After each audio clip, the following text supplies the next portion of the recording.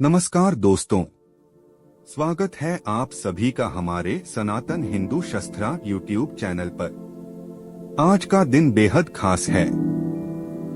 आज है कुंभ मेला, भारत का प्रमुख त्योहार। इस पावन अवसर पर हम सभी को हार्दिक शुभकामनाएं। इस वीडियो में हम कुंभ मेला के महत्व, इसके इतिहास और इस दिन मनाए जाने वाले रीति रिवाजों के बारे में विस्तार से जानेंगे। तो चलिए इस खास अवसर पर मकर संक्रांति की रंगीन दुनिया में एक साथ कदम बढ़ाते हैं। कुंभ मेला भारत में आयोजित होने वाला एक विशाल मेला है, जिसमें करोड़ों श्रद्धालु हर 12वें वर्ष प्रयाग, हरिद्वार, उज्जैन और नासिक में से किसी एक स्थान पर एकत्र होते हैं और नदी में पवित्र स्नान करते हैं। प्रत्येक 12वें वर्ष के अतिरिक्त प्रयाग में 2 कुंभ पर्वों के बीच 6 वर्ष के अंतराल में अर्धकुंभ भी होता है। 2013 के कुंभ के बाद 2019 में प्रयाग में अर्धकुंभ मेले का आयोजन हुआ था और अब 2025 में पुनः कुंभ मेले का आयोजन हो रहा है। ज्योतिषीय गणनाओं के अनुसार यह मेला पौष पूर्णिमा के दिन आरंभ होता है और मकर संक्रांति इसका विशेष ज्योतिषीय पर्व होता है, जब सूर्य और चंद्रमा वृश्चिक राशि में और बृहस्पति मेष राशि में प्रवेश करते हैं। मकर संक्रांति के होने वाले इस योग को कुंभ स्नान योग कहते हैं और इस दिन को विशेष मंगलकारी माना जाता है, क्योंकि ऐसा माना जाता है कि इस दिन पृथ्वी से उच्च लोकों के द्वार इस दिन खुलते हैं और इस प्रकार इस दिन स्नान करने से आत्मा को उच्च लोकों की प्राप्ति सहजता से हो जाती है।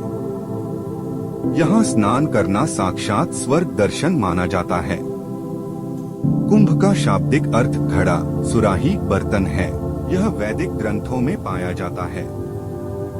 इसका अर्थ अक्सर पानी के विषय में या पौराणिक कथाओं में अमरता, अमृत के बारे में बताया जाता है। मेला शब्द का अर्थ है किसी एक स्थान पर मिलना, एक साथ चलना, सभा में या फिर विशेष रूप से सामुदायिक उत्सव में उपस्थित होना। यह शब्द ऋग्वेद और अन्य प्राचीन हिंदू ग्रंथों में भी पाया जाता है। इस प्रकार कुंभ मेले का अर्थ है अमरत्व का मेला है। ज्योतिषी महत्व, पौराणिक विश्वास, जो कुछ भी हो, ज्योतिषियों के अनुसार कुंभ का असाधारण महत्व बृहस्पति के कुंभ राशि में प्रवेश तथा सूर्य के मेष राशि में प्रवेश के साथ जुड़ा है। ग्रहों की स्थिति हरिद्वार से बहती गंगा के किनारे पर स्थित हर की पौड़ी स्थान पर गंगा जल को औषधीकृत करती है तथा उन दिनों यह अमृतमय हो जाती है। यही कारण है कि अपनी अंतरात्मा की शुद्धि हेतु पवित्र स्नान करने लाखों श्रद्धालु यहाँ आते हैं। आध्यात्मिक दृष्टि से अर्ध कुंभ के काल में ग्रहों की स्थिति एकाग्रता तथा ध्यान साधना के लिए उत्कृष्ट होती है। हालांकि सभी हिंदू त्योहार समान श्रद्धा और भक्ति के साथ मनाए जाते हैं, पर यहाँ अर्ध कुंभ तथा कुंभ मेले के लिए आने वाले पर्यटकों की संख्या सबसे अधिक होती है। पौराणिक कथाएं। कुंभ पर्व के आयोजन को लेकर 2-3 पौराणिक कथाएं प्रचलित हैं, जिनमें से सर्वाधिक मान्य कथा देवदानवों द्वारा समुद्र मंथन से प्राप्त अमृत कुंभ से अमृत बूंदें गिरने को लेकर है। इस कथा के अनुसार महर्षि दुर्वासा के शाप के कारण जब इंद्र और अन्य देवता कमजोर हो गए तो दैत्यों ने देवताओं पर आक्रमण कर उन्हें परास्त कर दिया। तब सब देवता मिलकर भगवान विष्णु के पास गए और उन्हें सारा वृतांत सुनाया। तब भगवान विष्णु ने उन्हें दैत्यों के साथ मिलकर क्षीरसागर का मंथन करके अमृत निकालने की सलाह दी। भगवान विष्णु के ऐसा कहने पर संपूर्ण देवता दैत्यों के साथ संधि करके अमृत निकालने के यत्न में लग गए। अमृत कुंभ के निकलते ही देवताओं के इशारे से इंद्रपुत्र जयंत अमृत कलश को लेकर आकाश में उड़ गया। उसके बाद दैत्य गुरु शुक्राचार्य के आदेशानुसार दैत्यों ने अमृत को वापस लेने के लिए जयंत का पीछा किया और घोर परिश्रम के बाद उन्होंने बीच रास्ते में ही जयंत को पकड़ा। तत्पश्चात अमृत कलश पर अधिकार जमाने के लिए देवदानवों में 12 दिन तक अविराम युद्ध होता रहा।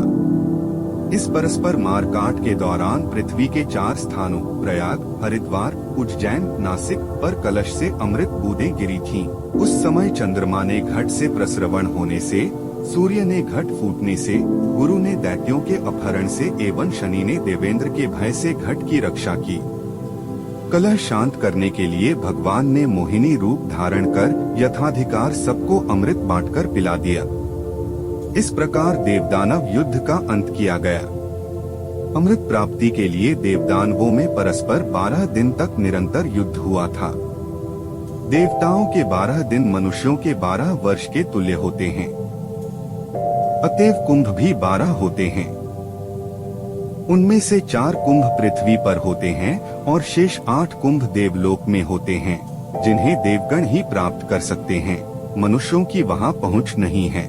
जिस समय में चंद्रादिकों ने कलश की रक्षा की थी, उस समय की वर्तमान राशियों पर रक्षा करने वाले चंद्र सूर्यादिक ग्रह जब आते हैं, उस समय कुंभ का योग होता है। अर्थात जिस वर्ष जिस राशि पर सूर्य, चंद्रमा और बृहस्पति का संयोग होता है। कुंभ मेला के रहस्यों को उजागर करने के लिए हमारे साथ जुड़े रहें।